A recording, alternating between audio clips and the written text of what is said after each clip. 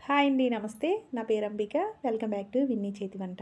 ఈరోజు వీడియోలో 2 కేజీల చికెన్‌తో నిల్వ పచ్చడిని ఎలా తయారు చేసుకోవచ్చో చూపిస్తానండి. ఇదైతే పక్కా కొలతలతో చేశాను. ఈ కొలతలు ఫాలో అవుతూ ఎవరైనా సరే ఈ పచ్చడిని తయారు చేసుకోవచ్చు.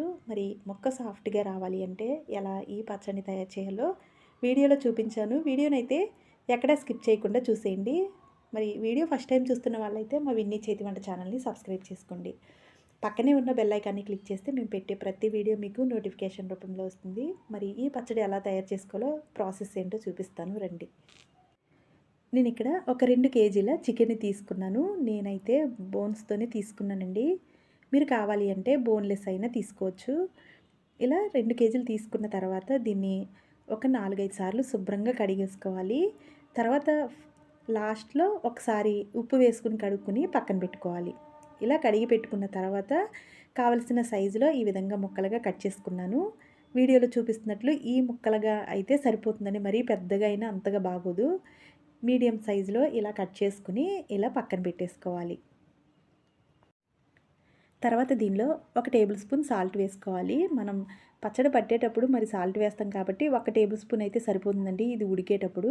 తర్వాత దీనిలో 1.5 టేబుల్ స్పూన్ల వరకు పసుపును వేసుకోవాలి. ఇలా పసుపు వేసుకోవడం వల్ల చాలా మంచిదండి. తర్వాత ఒక గరిటె వరకు ఆయిల్ వేసుకోవాలి. ఈ ఆయిల్ అయితే ప్యాన్‌కి అతుక్కోకుండా చికెన్ ఉడికేటప్పుడు నీట్‌గా అది ఉడుకుతుంది కాబట్టి ఆయిల్ వేస్తే బాగుంటుంది.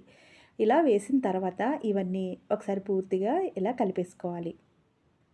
ఇలా కలుపుకున్న తర్వాత ఇప్పుడు ఈ గిన్నెని స్టవ్ మీద పెట్టుకుని ఈ చికెన్‌లో నీళ్ళు బాగా బాగా బయటికి వచ్చి నీళ్ళన్నీ ఇంకిపోయే వరకు దీన్ని స్టవ్ మీద హై ఫ్లేమ్లో పెట్టుకుని ఉడికించుకోవాలి.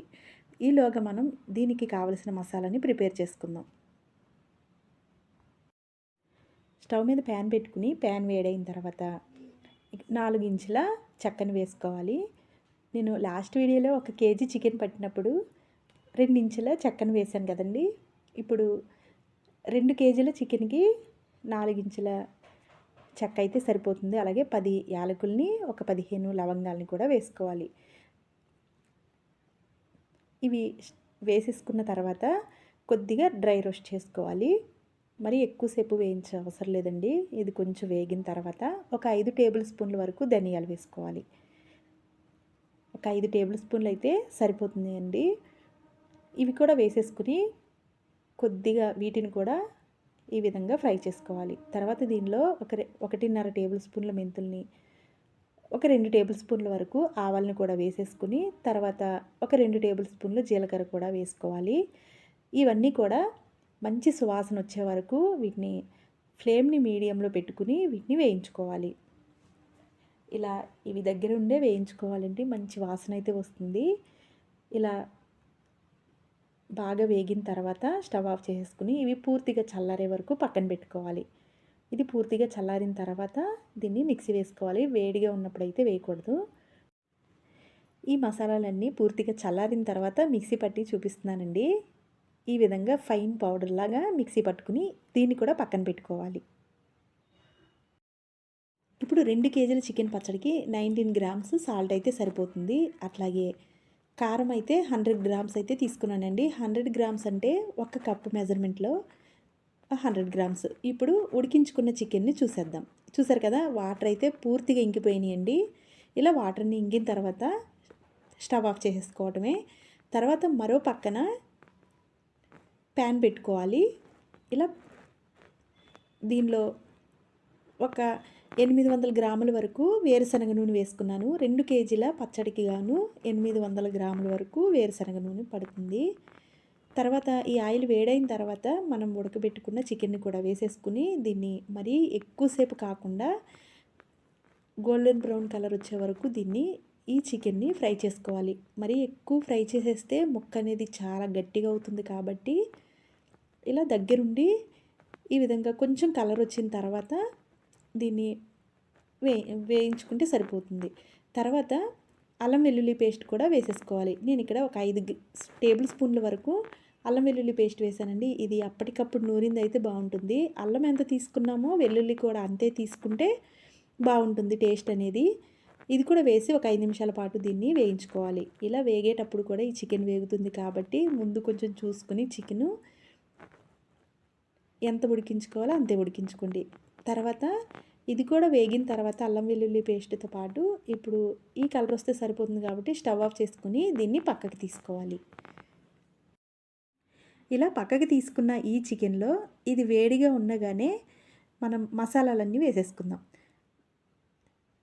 ఇలా ముందుగా మిక్సీ పట్టుకున్న ఈ మసాలా పౌడర్‌ని, అలాగే సాల్ట్, తర్వాత కారాన్ని కూడా దీనిలో వేసేసుకోవాలి.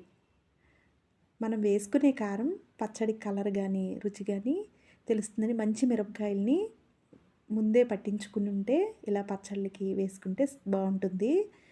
ఇలా ఇవన్నీ వేసిన తర్వాత ఒకసారి పూర్తిగా కలిపేసుకోవాలి.